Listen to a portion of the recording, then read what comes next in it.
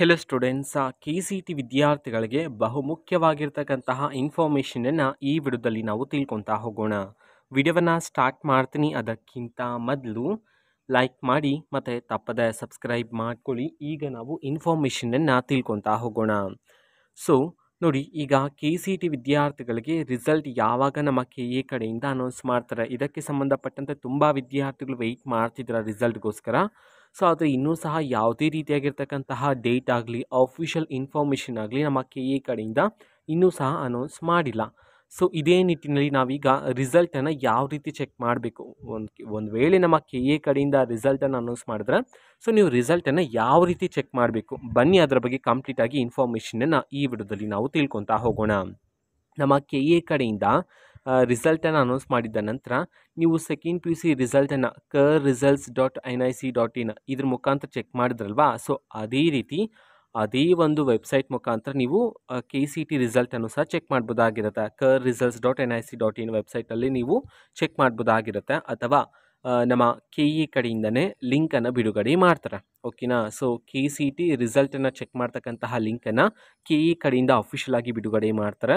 So ಆ ಒಂದು link ಮುಖಾಂತರನೂ ಸಹ ನೀವು ನಿಮ್ಮ ರಿಸಲ್ಟನ್ನು ಚೆಕ್ ಮಾಡ್ಬೋದಾಗಿರುತ್ತೆ.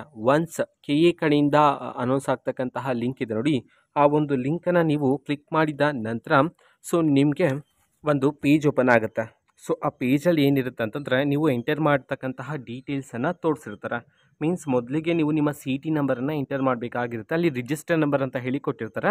ಸೊ ಅಲ್ಲಿ ನೀವು ನಿಮ್ಮ CT ನಂಬರನ್ನು ಎಂಟರ್ ಮಾಡಬೇಕಾಗುತ್ತೆ. ಅದಾದಮೇಲೆ enter first 4 characteristics of your name ಅಂತ ಹೇಳಿ ತಿಳಿಸಿರ್ತಾರೆ. ಅಂತಂದರೆ ನಿಮ್ಮ ಹೆಸರಿನ ಸ್ಟಾರ್ಟಿಂಗ್ 4 ಲೆಟರ್ಸನ್ನು ಎಂಟರ್ ಮಾಡಿ ಅಂತ ಹೇಳಿರ್ತಾರೆ. ಸೊ ಫಾರ್ ಎಕ್ಸಾಂಪಲ್, ಕೆಲವು ವಿದ್ಯಾರ್ಥಿಗಳಿಗೆ ಇನಿಷಿಯಲ್ ಸ್ಟಾರ್ಟಿಂಗಲ್ಲೇ ಇರುತ್ತೆ. ಫಾರ್ ಎಕ್ಸಾಂಪಲ್ M ರವಿ ಅಂತ ಹೇಳಿರುತ್ತೆ. ಆವಾಗ ಸ್ಟಾರ್ಟಿಂಗ್ M ಇನಿಷಿಯಲನ್ನೇ ಹಾಕ್ಬಿಡಿ. ಸ್ಟಾರ್ಟಿಂಗ್ಗೆ MREV 4 ಲೆಟರ್ಸ್ ಆಯ್ತಲ್ವಾ. ಸೊ ಅಷ್ಟಿಗೆ ಸಾಕು. ಫಾರ್ ಎಕ್ಸಾಂಪಲ್, ಕೆಲವು ವಿದ್ಯಾರ್ಥಿಗಳಿಗೆ 2 ಇನಿಷಿಯಲ್ಸ್ ಇರುತ್ತೆ ಸ್ಟಾರ್ಟಿಂಗ್ಗೆ. ಫಾರ್ ಎಕ್ಸಾಂಪಲ್ MK ಮೀನಾ ಅಂತ ಹೇಳಿರುತ್ತೆ. ಸೊ ಅವಾಗ MKನ ಸೇರಿಸಿ ಮೀನಾದಲ್ಲಿ ಸ್ಟಾರ್ಟಿಂಗ್ 2 ಲೆಟರನ್ನು ಮಾತ್ರ ಹಾಕಿ ಜಸ್ಟ್ 4 ಲೆಟರ್ಸ್ ಇನಿಷಿಯಲ್ಸ್ ಸ್ಟಾರ್ಟಿಂಗ್ ಏನೇನಿದೆಯೋ ಸೊ ಅದನ್ನು ಜಸ್ಟ್ 4 ಲೆಟರ್ಸನ್ನು ಎಂಟರ್ ಮಾಡಿ ಸಬ್ಮಿಟ್ ಮಾಡಿದ್ರೆ ಸಾಕಾಗುತ್ತೆ. ಸೊ ನೀವು ನಿಮ್ಮ ರಿಸಲ್ಟನ್ನು ಚೆಕ್ ಮಾಡ್ಬೋದಾಗಿರುತ್ತೆ. ಓಕೆನಾ. ಸೊ ನಮ್ಮ KA ಕಡೆಯಿಂದ ರಿಸಲ್ಟನ್ನು ಚೆಕ್ ಮಾಡ್ತಕ್ಕಂತಹ ಲಿಂಕನ್ನು ಅನೌನ್ಸ್ ಮಾಡಿದ ನಂತರ ಆದಷ್ಟು ಬೇಗ ನಾವು ಟೆಲಿಗ್ರಾಮಲ್ಲಿ ಲಿಂಕನ್ನು ಅಪ್ಲೋಡ್ ಮಾಡ್ತೀವಿ. ಸೊ ವಿದ್ಯಾರ್ಥಿಗಳು ಟೆಲಿಗ್ರಾಮ್ ಚಾನಲಲ್ಲಿ ಆ್ಯಕ್ಟಿವ್ ಆಗಿದ್ದರೆ ನೀವು ಬೇಗನೆ ಇನ್ಫಾರ್ಮೇಷನನ್ನು ತಿಳ್ಕೊಬೋದಾಗಿರುತ್ತೆ. ಅದೇ ರೀತಿ ನೀವು ನಿಮ್ಮ ರಿಸಲ್ಟನ್ನು ಸಹ ಆದಷ್ಟು ಬೇಗ ಚೆಕ್ ಮಾಡ್ಬೋದಾಗಿರುತ್ತೆ.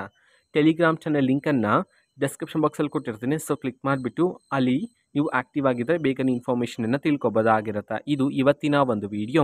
ಮತ್ತೀಗ ನಾವು ಟೆಲಿಗ್ರಾಮ್, ಇನ್ಸ್ಟಾಗ್ರಾಮ್ ಮತ್ತು ಫೇಸ್ಬುಕ್ಕಲ್ಲಿ ಈಗ ವಿಡಿಯೋಸ್ಗಳನ್ನು ಅಪ್ಲೋಡ್ ಮಾಡ್ತಿದ್ದೀವಿ. ಲಿಂಕ್ಸ್ಗಳನ್ನು ಡಿಸ್ಕ್ರಿಪ್ಷನ್ ಬಾಕ್ಸಲ್ಲಿ ಕೊಟ್ಟಿರ್ತೀನಿ. ಕ್ಲಿಕ್ ಮಾಡಿಬಿಟ್ಟು ಫಾಲೋ ಮಾಡಿ. ಓಕೆನಾ. So thank you, bye.